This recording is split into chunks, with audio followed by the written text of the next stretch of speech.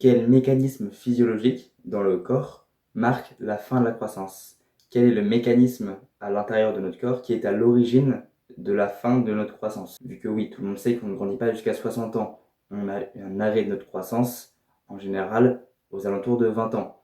Mais vous verrez que, en faisant ce qu'il faut, on peut prolonger cette croissance. Pas jusqu'à 40 ans évidemment, mais jusqu'à 24, 25 ans. Et donc pour ça, on va essayer de comprendre qu'est-ce qui cause l'arrêt de la croissance. Le mécanisme physiologique à l'origine de l'arrêt de la croissance s'appelle la fusion épiphysaire. En gros, ça veut dire que tout le cartilage osseux à l'extrémité des longs os est solidifié. Tu ne produis plus de cartilage osseux. Et qu'est-ce qui déclenche cet événement-là, la fusion épiphysaire? Vu qu'il faut bien un élément pour faire comprendre au corps que la croissance doit s'arrêter. Et cet élément, c'est l'œstrogène. Une quantité excessive d'œstrogène va raccourcir la croissance, va arrêter la croissance et déclencher la fusion épiphysaire. Dans ce cas-là, pourquoi certains mecs arrêtent de grandir à 18-19 ans alors qu'on n'a pas tant d'œstrogène que ça? Je veux dire, quand on est un homme en bonne santé, on a beaucoup plus de testostérone que d'œstrogène. Bien, c'est justement là le problème, la santé. La plupart des gens à notre époque ne sont pas en bonne santé. Et une personne en mauvaise santé aura des niveaux hormonaux anormaux, c'est-à-dire qu'il aura peut-être moins de testostérone et plus d'œstrogène. Alors bien sûr, depuis tout à l'heure, je parle d'un rapport testostérone-œstrogène en faveur de la testostérone, mais ça c'est pour les hommes. Pour les femmes, l'œstrogène sera plus présente que la testostérone. Et c'est d'ailleurs pour ça que généralement les femmes arrêtent de grandir avant les hommes. Elles ont juste plus d'œstrogène. Mais dans notre monde actuel, tout le monde est en mauvaise santé. Les hommes ont beaucoup plus d'œstrogène que ce qu'il devrait avoir. Donc on va voir pourquoi on a trop d'œstrogène et comment faire pour améliorer ça. Donc le premier point, c'est tout simplement les phytoœstrogènes. Comme leur nom l'indique, les phytoœstrogènes sont des molécules qui ressemblent à l'œstrogène. Donc dans notre corps, ils agissent comme de l'œstrogène. Ils font croire à notre corps qu'on a de l'œstrogène dans le corps. Donc forcément, si on a beaucoup de phytoœstrogènes dans le corps, on se retrouve avec une fusion épiphysaire qui arrive trop tôt, vu que le corps va juste comprendre, il y a beaucoup d'œstrogènes, il faut arrêter la croissance. Et les phytoœstrogènes sont d'origine environnementale, c'est-à-dire qu'on en a dans notre corps à cause de notre environnement, donc c'est-à-dire notre mode de vie au quotidien. Et donc on va commencer par l'alimentation. Il y a des phytoœstrogènes dans beaucoup de produits d'origine végétale. Si on prend le soja par exemple, ça contient énormément de phytoœstrogènes. Et il y en a dans beaucoup de graines, comme par exemple les graines de lin. Il y en a aussi dans la bière. La bière, c'est selon moi le pire alcool que tu peux consommer si tu veux consommer de l'alcool. Je te recommande absolument pas de consommer de l'alcool, mais si tu dois en consommer un, surtout pas la bière, vu que vraiment ça contient directement des phytoœstrogènes.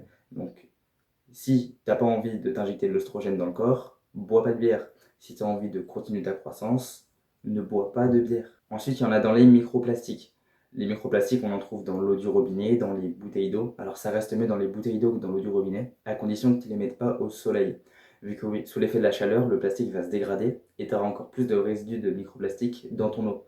Donc pour moi, la meilleure solution, ça reste quand même d'avoir un filtre à eau pour pouvoir filtrer ton eau du robinet et la reminéraliser après avec du sel de qualité. Mais si tu peux pas faire ça, vu que c'est quand même une solution assez coûteuse, tu peux juste prendre de l'eau en bouteille et ne pas la laisser à la chaleur. Donc tu la laisses pas au soleil ou à un endroit où il fait chaud. Les phytoestrogènes, il y en a aussi dans les vêtements en polyester, c'est-à-dire les vêtements synthétiques. Si tu portes des vêtements synthétiques actuellement, si tu t'habilles actuellement avec ce genre de vêtements, et c'est au fur et à mesure que tu achètes des nouveaux vêtements, de plus t'orienter vers par exemple des vêtements en coton qui ne sont pas synthétiques. Et le pire, c'est de faire du sport avec des vêtements en polyester, vu que tu vas avoir encore plus de particules de ces vêtements-là qui vont rentrer dans ton corps, et tu vas prendre encore plus de phytoestrogènes. Et enfin, il y en a dans tous les produits cosmétiques, donc par exemple toutes les crèmes de beauté ou tous les trucs comme ça. Donc tu n'as absolument pas besoin de ces produits-là. Imaginons que tu utilises ça pour régler ton acné, ce n'est pas la solution. Les produits cosmétiques ne s'attaquent pas à la cause, ils s'attaquent à la conséquence. Si tu as de l'acné, c'est à cause d'une mauvaise alimentation, d'une mauvaise santé intestinale.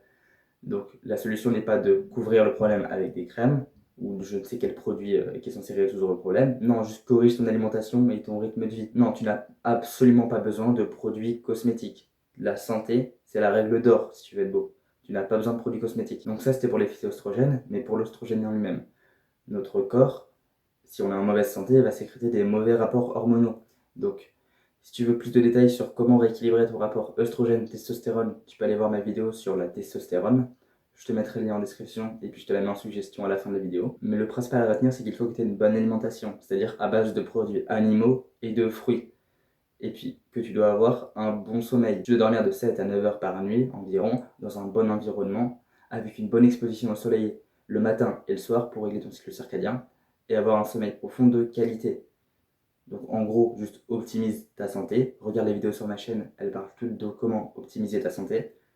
T'appliques tous les conseils et tu auras des niveaux de testostérone et d'œstrogène normaux. Et si tu es une femme, comme je l'ai dit, ça va équilibrer ton rapport œstrogène-testostérone à l'inverse, c'est-à-dire que tu vas avoir plus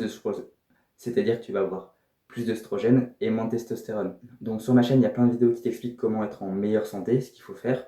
Mais si tu veux encore plus de détails, des explications bien plus précises, des guides étape par étape de ce qu'il faut faire pour implémenter tout ça dans ta vie, tu peux aller regarder la communauté dont je mets le lien en description. C'est une communauté sur laquelle je travaille en collaboration avec mon frère.